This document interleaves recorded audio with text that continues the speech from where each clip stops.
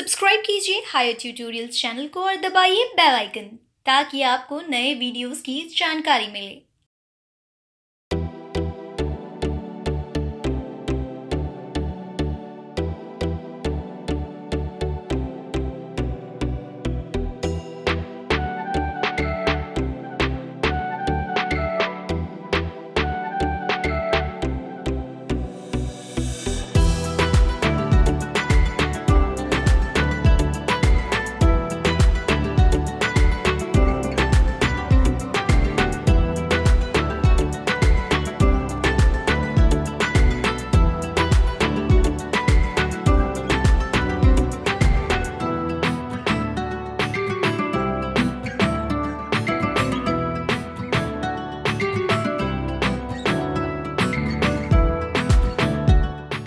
Subscribe कीजिए higher tutorials channel को और दबाइए बेल आइकन ताकि आपको नए वीडियोस की जानकारी मिले।